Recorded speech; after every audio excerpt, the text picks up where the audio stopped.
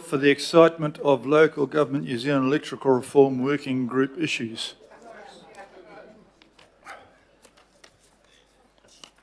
And I'm bringing to the fore Warwick McNaughton, who I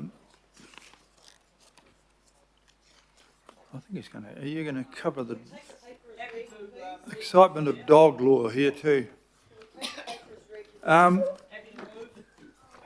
Okay, it's been moved, and I can't bring myself to second this. Is there anyone who's brave enough to second this load of rubbish? This paper, sorry. Baker. Righto, Warwick, why are we taking any notice of this?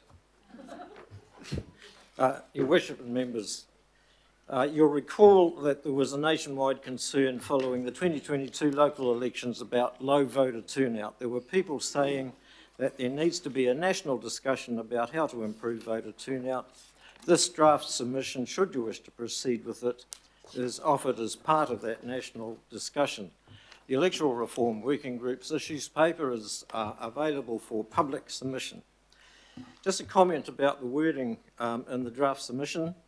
Any wording that states that council supports some proposal is based on previous submissions this council has made, either to parliamentary committees or the Future for Local Government Review. For example, the council's submissions to the Future for Local Government Review included support for a 4-year term. So that's repeated here. Where the submission explores new territory that you haven't considered before, such as what happens when postal voting is no longer viable and local government moves to booth voting, the submission notes the advantages and disadvantages around combining, for example, general and local elections rather than putting the council in a position of having a firm view. Other commentary in the submission simply provides examples of what Auckland Council does, which might hopefully assist the national debate and the working group. Thank you, Your Worship. Other than my question about why we're bothering with something that's local government New Zealand, if we're going to do anything, we'd do our own one to the government when they get around to it, wouldn't we? The discussion about electoral reform and the future scenario for local government's elections is really a national discussion, and the ERG the Electoral Reform Working Group's findings will ultimately feed into consideration by parliamentary committees in terms of legislative reform, but we regularly make submissions to parliamentary select committees, particularly following every local election when they hold an inquiry. Yeah. Okay, well, anyone who's just endured the last 5 hours and wants to do it for another year, make it 4 years, has gone mad. That was a lesson in shortening the bloody term of nevertheless. 3 weeks. Anyone who wants to ask any questions or raise any debate about this, or we're just going to plough ahead with it, please. Councillor Newman, provide some light and excitement on this, please. I do it all the time. Thank you. Warwick, can I just get a sense as to, whilst Local Government New Zealand is doing this, if you've had any indication from the Minister of Local Government that he's seeking this sort of thing any time recently, because I know I can see a lot of stuff coming down the path from government in that affects us, but I'm not sure, unless I've missed something, I'm not sure how recent it is that the government has actually sort of said, this is where we need to go, this is what we have to do, local government needs us, we need to help. So can you just give some insight into that? I'm not aware of any specific comments from the Minister of Local Government. From memory, the DAA briefing to the Minister of Local Government included some of the issues that are in front of us in the submission. Yes, but did you get any? I need to go and reread the coalition agreement. I'm not quite sure that this was actually part of the target list for government. I mean, some of this is, I think, quite important. I just really want to get a sense that this is the focus that government has indicated it wishes to go down. I can't help you. Notwithstanding whatever the Department of Internal Affairs advised in the briefing to the incoming minister, there should be reference to a work program within the coalition agreement. If there isn't, it might give an insight as to where they're going to prioritise this or not. Sorry, Your Worship, I can't provide any further information about the Minister's position. I sat next to him through a game of soccer. He never showed any interest in this subject, but that means nothing. Nevertheless, I think you've brought this to our attention. I don't know if anyone... What's the show of hands? Who wants to have longer... who wants to go 4 years?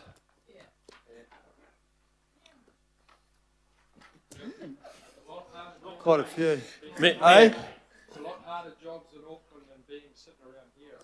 Mayor, can I just say that, Mayor, local government will have no say in this. If central government do go to a 4 year and they have a referendum and so on, we have to change her every third time. We'll be on the same year as central government elections.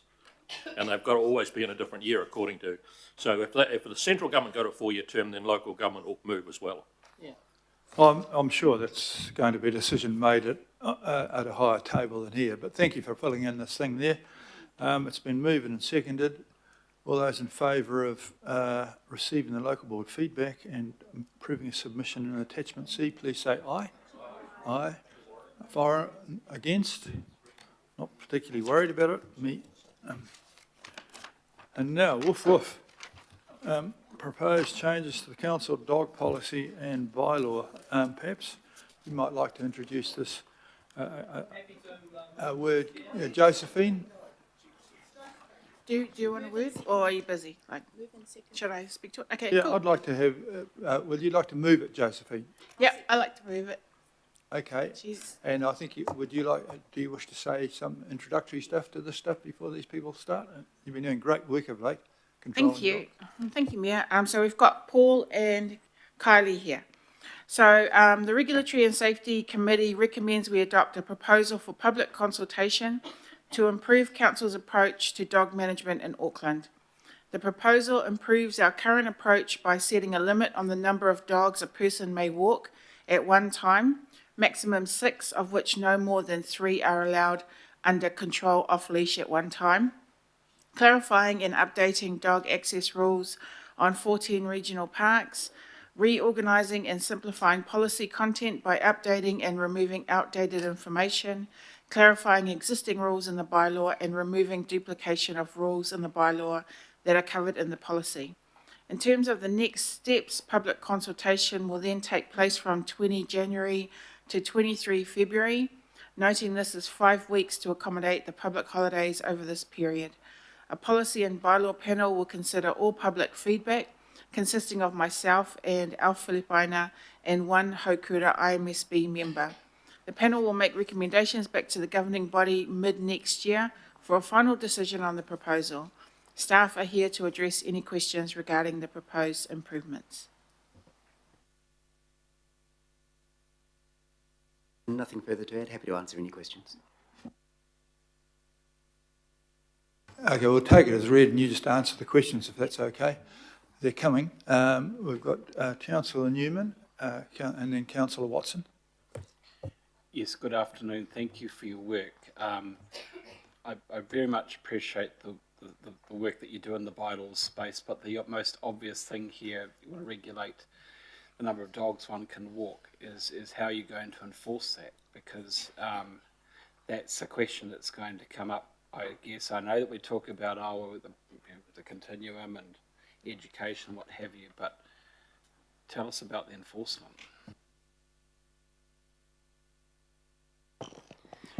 Yes, so the enforcement will rely on our existing animal management officers that are out there, so our normal patrols and our normal responses to complaints.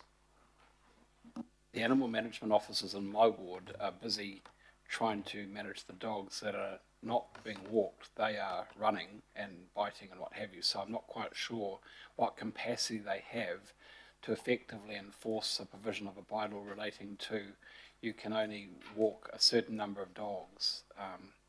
It just seems to me to be a very hard thing to enforce with our current resourcing challenge. Yes, and to clarify, the approach is the same as it's the same issues they have with enforcing all of our dog access rules. So it's the same approach, the same resource, and so this rule doesn't add any further additional strain on those resources because they're still doing the same number of patrols and the same approach to compliance. Right, thank you. Another question, Councillor Sayers. Yeah, thank you. Through you, Madam Chair. The question around the number of dogs, and there are professional dog walking groups out there, and I've heard a bit of feedback from them saying, look, we do this for a living. It's how a whole industry revolves around this, and they can give evidence about it. They're very good at what they do, and they can control quite a large number of dogs. Could you just elaborate for us your understanding around that industry and how it's got affected, and if it was a stakeholder, and what type of feedback you've had to date? And also, is there any special consideration being given to that type of business under this proposal?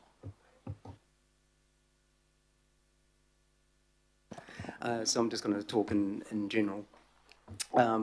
The considerations for the working group and for the committee when they were looking at this issue, it's the balance that we need to achieve as required under the Dog Control Act between the needs of dog owners and the needs of dogs and also other users as well. And the Dog Control Act talks about whether, to the extent that it's practical, to avoid people's fears and intimidation around dogs. And when people are coming across packs of dogs, there is that level of concern that they have. There has been evidence of problems that people have been coming across that have come to us through our findings report.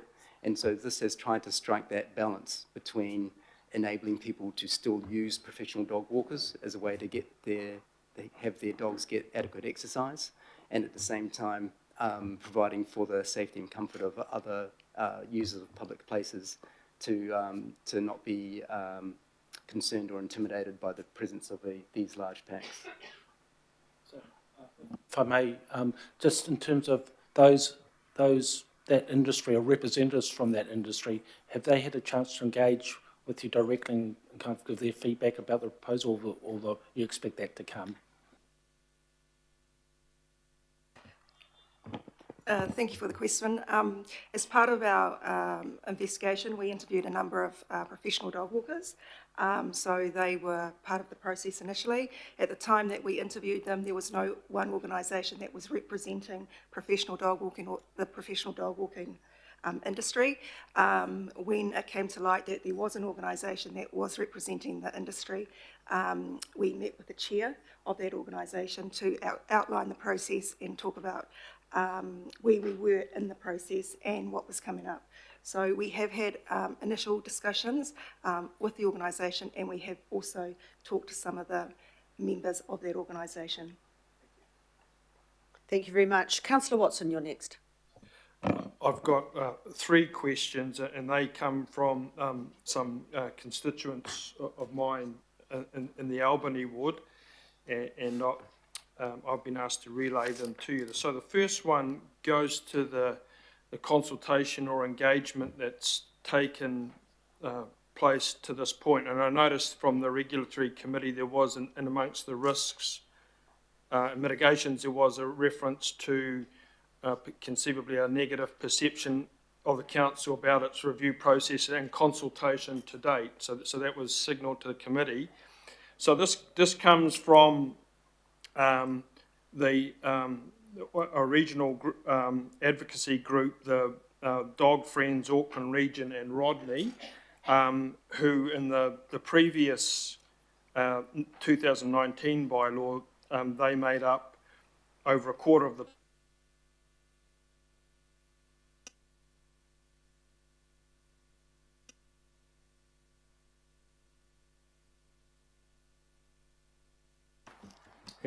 oh no, there we go, back on. So sorry, I'll just quickly repeat that. So Dog Friends Auckland Region and Rodney, big group, massive contributor to public submissions, quarter of the pro formas in 2019 and nearly 40% of the public submissions, yet they don't appear to have been consulted or engaged in this process at all, despite the fact other groups are. And you know, they have quite an extensive knowledge regarding the bylaws. So I guess the obvious question is, why were they not engaged in? They've only just discovered about this at, you know, very late in the piece. That's the first question. So through the chair, the review itself focused on particular areas within the policy and bylaw, noting that it had been reviewed in 2019, 2012 before that. And so this review was taking a bit more of a higher level approach. That group wasn't engaged specifically because our attention was mainly focusing on the professional dog walks, or more importantly, the walking of multiple dogs, and specific areas within regional parks. So adopting this proposal, we can now go forward and we can seek their feedback and their participation through the next formal SCP process.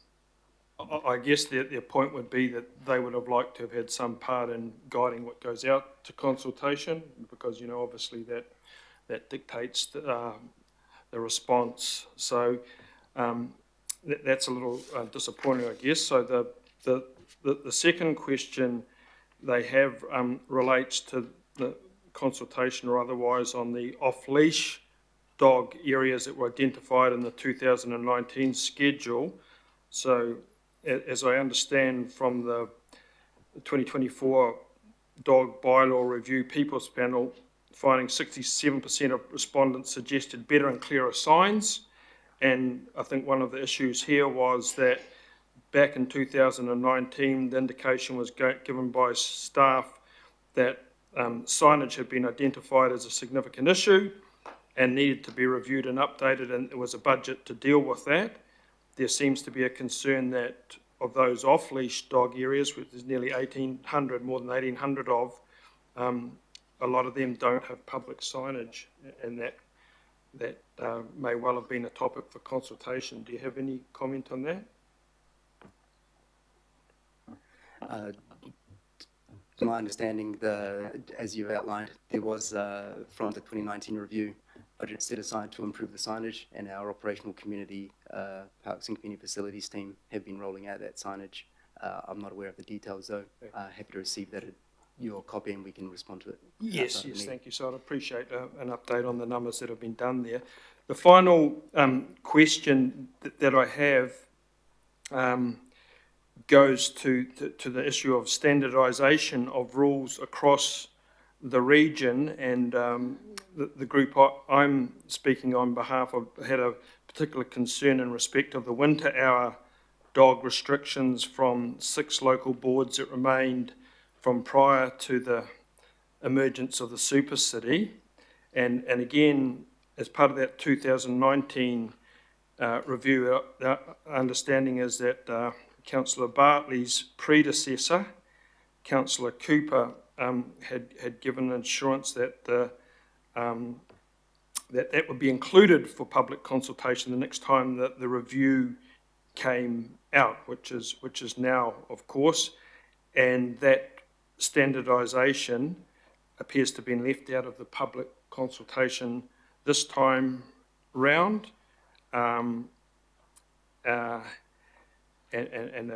apparently that's leading to a degree of confusion, across Auckland, given that, lack of standardisation. So why wasn't that standardisation of the rules then included for consultation is the question.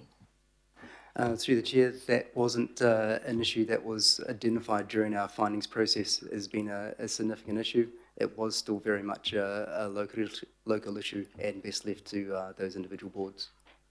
Okay, so for the group, they would be advised to take that particular item up with their local boards as opposed to this through this process here.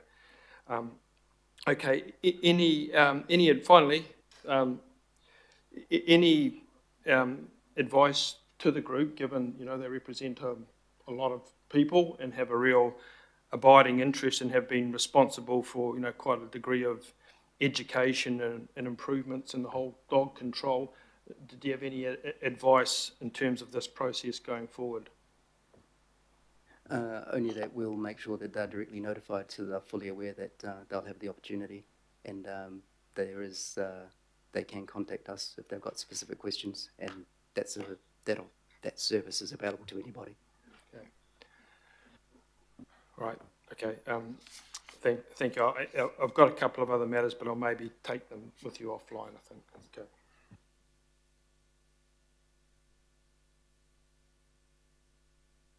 Fascinating, really. I didn't realise the dogs had a Bill of Rights, but I've learnt something every day. Are there any further questions? Oh, Lottie Fully, sorry. Yeah, kia ora. Thank you, Chair. I just wanted to ask a question about the public consultation. I mean, these are huge issues for our communities in my ward, but also in South Auckland generally. Can you explain what you're going to do in terms of the public consultation procedure to reach communities in South Auckland and to ensure that they engage with the process as much as possible? Kia ora, thank you for the question. We have quite a comprehensive engagement plan for this piece of work. As has been mentioned, consultations from 20th of January through to 23rd of February. We are looking at having a number of in-person, sub-regional in-person have your say events, as well as information sessions online and stakeholder sessions online as well. So that period is it's quite an intense period for consultation across the region on this topic. Kia ora. Thank you. Councillor Turner, please. Thank you. Just reminding you that in our working group, I'd given you pictures and stuff about dog walking groups and things. And when I hear the talk around here, all of Auckland's not the same. We don't see those problems in the area where a lot of these people actually carry out some business undertaking as well. And so please keep that in mind when you're trying to work through this. Thanks.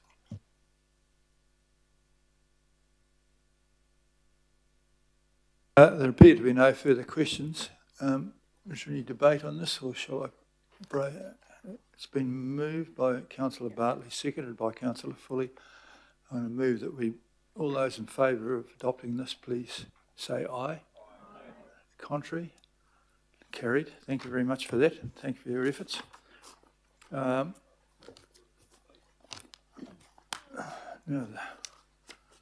try and take this seriously. We're now being addressed with regard to the proposed changes to the council cemetery bylaw and code. Councillor Bartley, you've been busy. Yes, from dogs to death. Beg your pardon?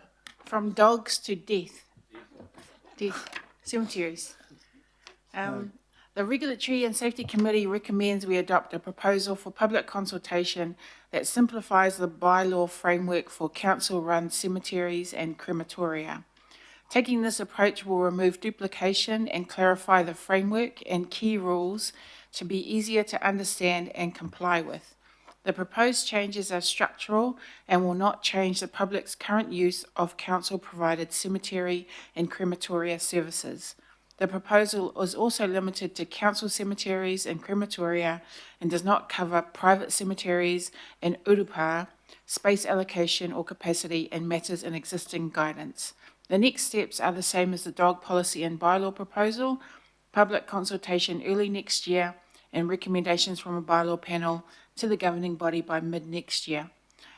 Paul is here to answer any questions regarding the proposed improvements. Thank you, Councillor Bartley. Paul and Elizabeth, have you got anything to add to this? No, nothing further to add. Happy to answer any questions. Councillor Bartley's moved, Councillor Fully second, I believe. Are there questions about this? Councillor Fully and Councillor Newman. Kia ora, thank you. Very similar question, because this is a huge issue for our Pasifika community across the whole of Tamaki Makaurau, especially in terms of cultural norms and practices around adornments. And I know that's one of something that's been red flagged as an issue, but for Pasifika communities, it's an issue for a different reason because, you know, our people do want adornments, whereas that's an environmental issue from council's point of view. So if you can just explain in terms of reaching out to our Pacifica community and our ethnic communities as well about, you know, what you're intending to do in that public consultation space to reach out and hear their views so that they can be heard. Kia ora. Kia ora, thank you for your question. Similar to the dogs consultation, we have a comprehensive engagement plan, and this includes directly notifying Pacific communities and also the Pacific People's Advisory Panel to seek their views. Kia ora, and can I just encourage you as well to reach out to the local boards because they do have already comprehensive lists of groups that they engage with regularly, and the local boards in our South Auckland and West Auckland area would be really key in that. Kia ora.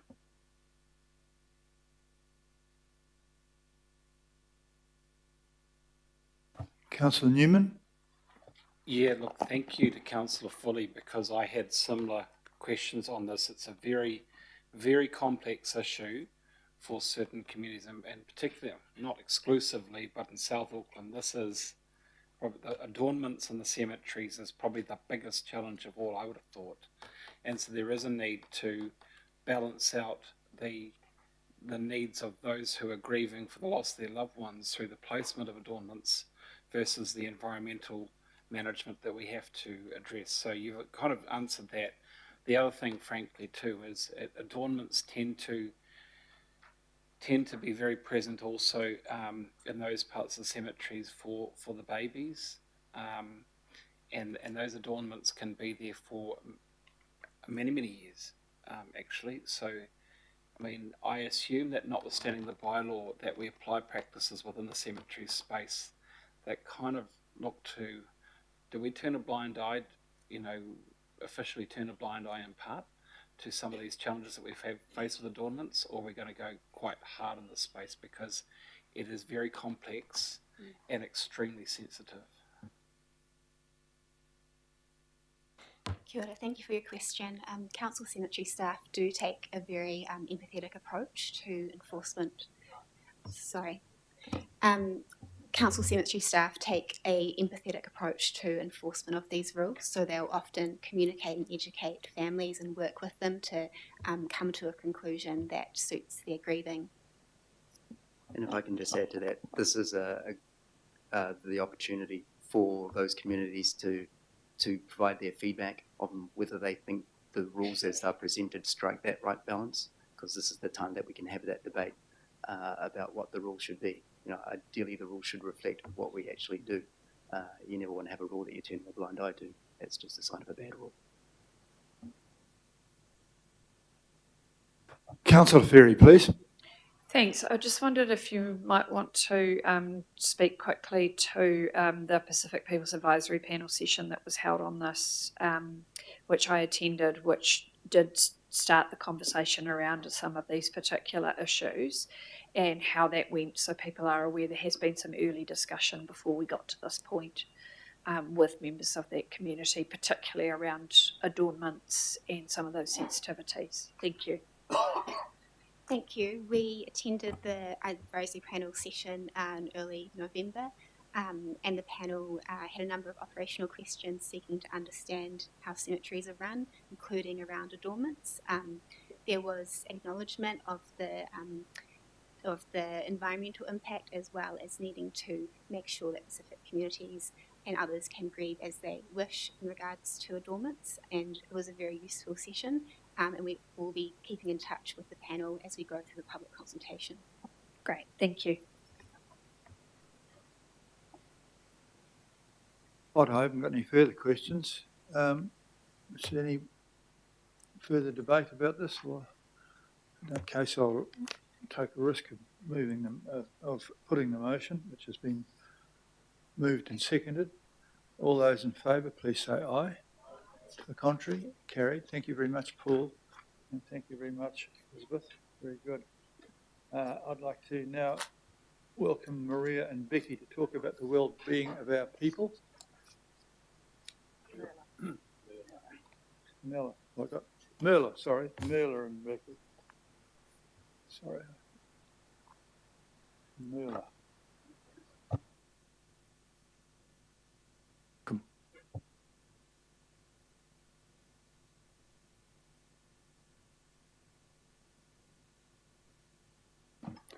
Kia ora everyone. I'll take the report as read and ask any questions.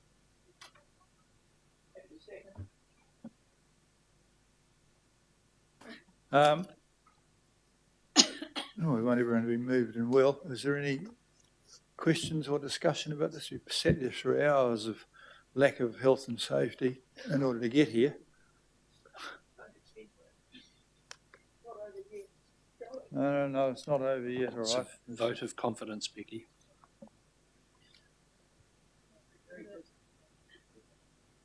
I think their well-being and health seem to be overflowingly good, and so on that basis, you're going to get off scot-free.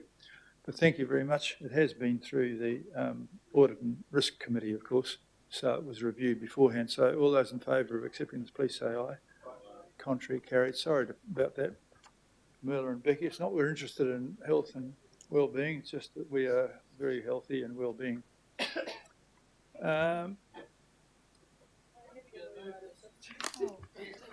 Item 15 and 16, we have the Audit and Risk Committee have had a great deal of fun of late with the 2 bits here, one in public and one in confidential. So the public bit is about enterprise risk update. So Meredith and there's no Andre DeVette. Oh, yes, I have Andre. I'm sorry, just the timing. Andre is here. But just as he walks up, I can... Oh, Andre, it's good. I was just Probably worried about your health and well-being, Andre. We thought you join me, Andre. So this is our usual enterprise risk update referred from the Audit and Risk Committee, just covering the activities of the risk team over the last 6 months and also giving an update on strategic risks. Happy to take the report as read.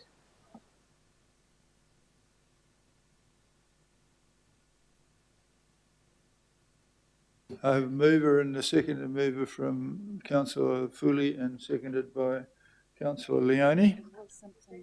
Oh, sorry, Simpson and Walker, I'm sorry. They're moving so quickly, there must have been an earthquake. Is that on your list of risks? You want to address us about this? No. We've got item 16. No, wait. Hey. You haven't put it. I'm just, there's no questions, but I'm just looking at that. All right, all those in favour of this, please say aye. To the contrary, carried with acclamation. Item 16, Paul Connell, our Independent Audit and Risk Committee Chair, and Meredith will tell us what's going on here. I'll just stay there. Paul's not here, but Yes, Paul sends his apologies. So this is just the annual report of the Audit and Risk Committee on their activities. Again, happy to take the report as read, and we'll take any comments you have back to the committee. I'll be surprised if there are any. If it's been referred to you, that's jolly good. Thank Paul for his efforts.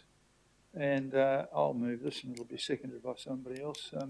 Councillor Williamson's flashed up ahead of Councillor Walker in the rush to do this. Are there any further questions? The annual report's been reasonably well discussed.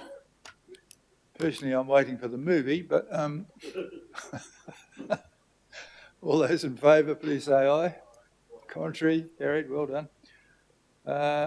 Other rates and fees, item 17. This exciting item has come from the Budget Committee for us. Andrew. Is Andrew still with us? Oh, Ross. Hey? Ross, I think you're going to stand in for Andrew. Try and control your excitement, team. This is the other rates and fees matters. Mover and a seconder, Williamson again and Walker. Okay, Ross, do you want to refresh us on what this is about? Yep, so this is a recommendation from the Budget Committee. We've got Nikki online who can answer any questions. This is around some cemetery fees. These would normally go through the annual budget, but in this case we want to move a bit faster. There's a new ash wall facility that's been completed and is available for use, but we need to set some fees and we want to do that quicker, so it's a delegation. We're asking you to delegate to staff to set the fees so we can make this facility available rather than waiting until July next year. But we've got, Nikki can answer any questions if there are any. Oh, this is very good. We don't want to catch somebody out having to hold their death until we get through this. So, you got anything to add to this, Councillor Bartley? No, righto. All those in favour, please say aye. The contrary, carried. Fantastic. Okay. Now what's next? 17 and 18 and 19 we can do together, they're procedural. 18 and 19, I've been suggested that I can do these together, an update on actions decision. Question. Question? Your Worship, just for a bit of seriousness back here. So I have warned you about this question. I'm happy to move, but you have had what you've said to be a very successful trip in both South America and China, Japan, etc. When are we going to get a report on your trip and your spend? February. It'll be February. fully reported at the next GV, but I will circulate one. Stu is busy sending out a long list of thank yous to various groups and people, and but it is very important that I update you, and it's already producing quite a lot of commercial opportunities for Auckland people as a result of those two trips. As I say, last night I connected two space companies together, and I was quite surprised. I never thought I'd be able to do that. But and what's more, well, the gentleman who owns one of those companies told me that he'd never met a politician before who actually had provided him some help. I felt quite good about that. Councillor Fletcher has a... My question relates, in terms of status update on decisions, as to who is collating the work on the regional deal proposal and what work can we expect that will take place over the Christmas holiday period? I'll take that, and well, Megan's a bit distracted. So we have an internal team that's working on it per the direction that was given. The interest has been registered. There's a deadline in February to table something. So the answer is that we've got an internal team working on it right now. Now that's great. It's very important work for the Auckland Council, and I just want to make sure that good progress will be made. Indeed, we're very focused on having something compelling ready for the new year to table. Thank you. Yeah, I think that page there does list a few things. The waterfront tripartite's pretty well ready to go. The water care treasury stuff is just about in the back of the net, and we're working on the regional deal, which we're calling the Auckland deal. I think that's good. And then the item 19, there's just various bits and pieces in there that we've done. So 18 and 19, I'll jointly move those, and seconded by Councillor Fletcher. All those in favour, please say aye. On the contrary, carried. Thank you for that very much. I'll call that now. I'm going to have a request that we become secret, which will mean that you people out there who are not to be part of the secrecy are relieved of the pain of the meeting. Councillor Baker's moved that we're going to be confidential, and seconded by Councillor Fletcher. All those people say aye. Thank you for staying with us all day long. And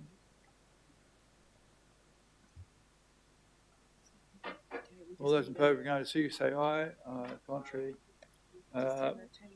We need 10 minutes to go and check the plumbing, clear the room, and readjust for those people.